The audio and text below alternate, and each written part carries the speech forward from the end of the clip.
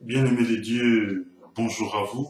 Voilà, je reviens vers vous pour continuer euh, notre neuvaine, tout au moins expliciter les dons de l'Esprit Saint. Alors nous allons d'abord rendre grâce au Seigneur, nous allons nous identifier à lui. Il est le Père qui nous donne un Sauveur Jésus-Christ, qui nous donne la grâce de l'Esprit Saint pour habiter ce monde et veiller et nous éveiller à l'œuvre de la foi de Dieu. Voilà, donc, nous avions commencé notre neuvaine depuis la semaine dernière, et je disais que cette neuvaine de l'Esprit Saint, c'était pour nous préparer à accueillir les dons de l'Esprit.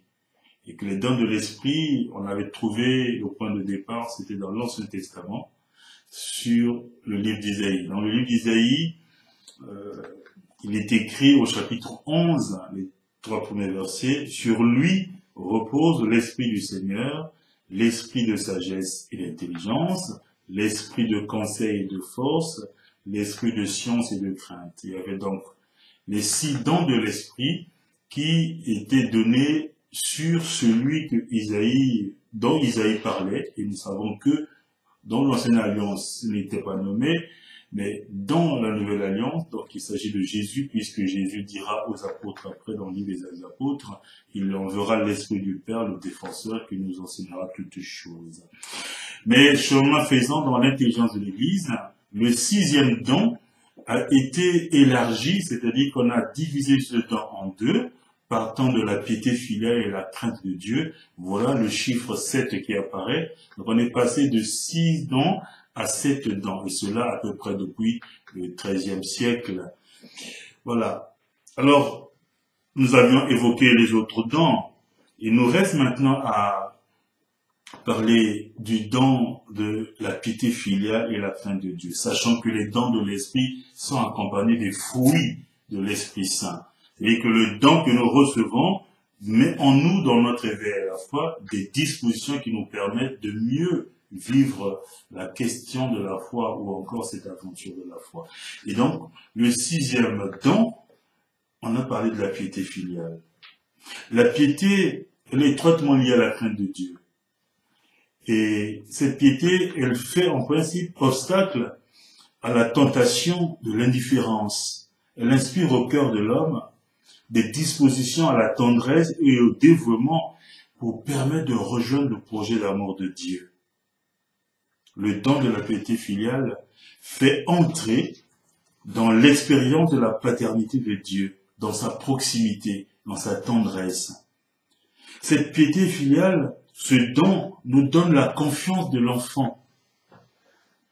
Vous voyez, souvenez-vous de cette page de l'Écriture où Jésus dit, si vous ne vivez pas comme un enfant, vous n'entrerez pas dans le royaume des cieux. Cette manifestation de la vie d'un enfant qui se confie totalement à son Père. Alors, souvenons-nous aussi que cette piété filiale nous rapproche aussi les uns les autres. Dieu a envoyé dans nos cœurs l'Esprit Saint, l'Esprit de son Fils qui crie Abba. Souvenons-nous de cette épître de Paul aux Galates, au chapitre 4, verset 6. Je reprends.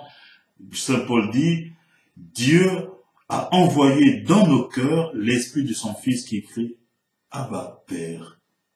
Bien-aimé de Dieu, comme je l'ai dit, je redis encore que la piété filiale, l'Esprit Saint met dans nos cœurs la tendresse de Jésus pour son Père, qui nous permet d'avoir une authentique relation filiale avec lui. Quel que soit notre vécu familial, quelle que soit l'image que nous avons du Père. Mais nous pouvons aussi remarquer que la piété filiale, ou ce don de piété filiale, s'étend de manière toute particulière à l'Église, mais à Marie, et aussi aux serviteurs. Il nous rend plein de respect pour le Seigneur, et ceux qui croient en lui sont appelés à vivre de cet amour de Dieu. Alors, de cette piété filiale, le fruit de l'esprit qui me vient à l'esprit, que je voulais partager avec vous, c'est la douceur.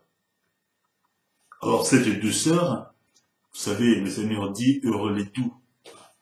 Alors, prions pour ce don de piété filiale et pour recevoir le fruit de la douceur. Prions.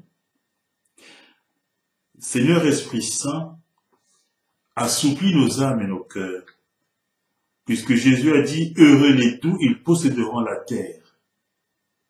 La tendresse sauvera notre manque de sa brutalité. Nous te demandons de placer, Seigneur, dans nos cœurs la douceur qui nous permettra d'être plus délicats entre nous. Amen. Nous arrivons au 7e don, la crainte de Dieu.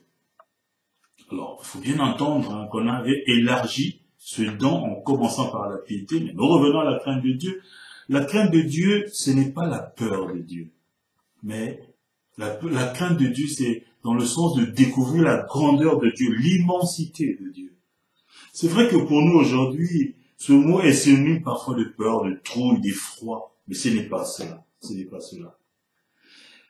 Le don de la crainte de Dieu désigne le respect et l'adoration du croyant devant l'infinie grandeur de Dieu. Oui, bien-aimé de Dieu, l'Esprit Saint, par le don de crainte, nous délivre de toute angoisse et nous apporte la paix, en même temps qu'il nous inspire une profonde aversion du péché. La crainte de Dieu, c'est de nous éloigner du péché.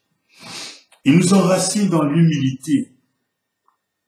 Nous sommes tout petits devant Dieu, mais infiniment précieux à ses yeux, ce qui évite l'orgueil, mais aussi le désespoir. Oui, bien-aimé de Dieu, le don de la crainte de Dieu nous permet de lutter avec efficacité contre l'orgueil. Il favorise l'esprit de confiance absolue de l'homme vers Dieu. Alors, dans ce don de la crainte de Dieu, le fruit de l'Esprit Saint qui accompagne ce don, c'est la maîtrise de soi. Alors, cette maîtrise de soi, évidemment, il faut la cultiver, mais pas tout seul dans notre humanité. C'est demander au Seigneur cette grâce merveilleuse de nous aider dans ce don de crainte d'avoir cette maîtrise de soi pour que nous puissions toujours le mettre au centre de notre vie. Alors, prions, bien-aimés de Dieu, prions pour demander cela. Seigneur Esprit Saint, maintiens-nous dans la maîtrise de soi, afin que nous ne cédions pas aux multiples pulsions ou tentations. Apprends-nous aussi à être modérés en toutes choses. Nous voulons te présenter tous ceux qui sont prisonniers des addictions pour que tu les libères. Oui, viens Esprit Saint, viens nous recréer. Amen. Voilà, bien-aimés de Dieu,